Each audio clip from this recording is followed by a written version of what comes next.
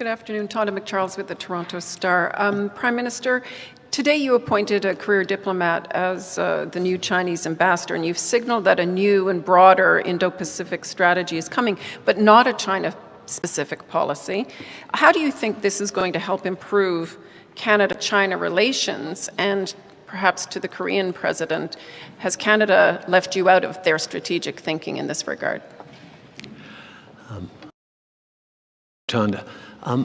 First of all, we have spoken at great length today about the fact that both of us are developing renewed Indo-Pacific strategies, and we've committed to continuing to work together closely because as friends, as partners, as countries and peoples who share so many of the same values and outlook for the region and for the world, it makes sense for us to be working together to ensure that as both of us, Northern Pacific nations, we're able to respond to all the ranges of challenges presented.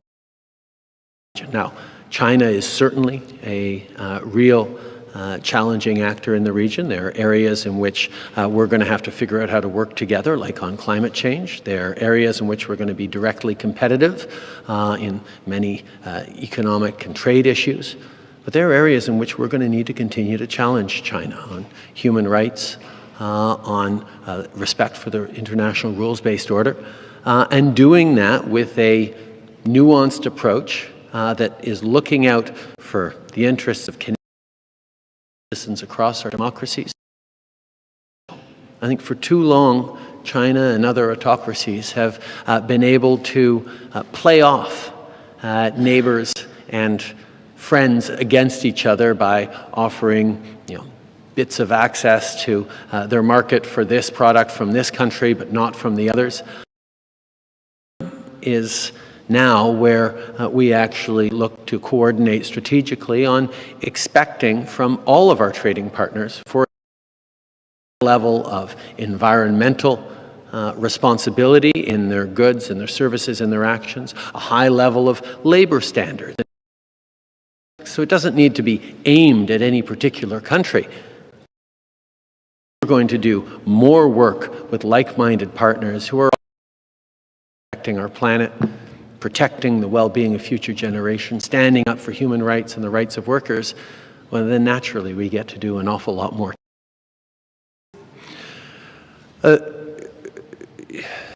Ça fait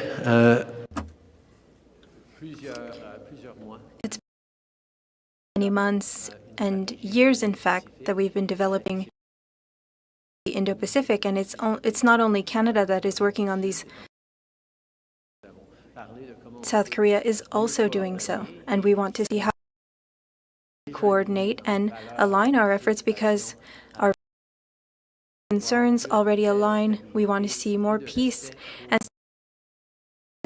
respect for international rules in the region. And so we will continue to work together.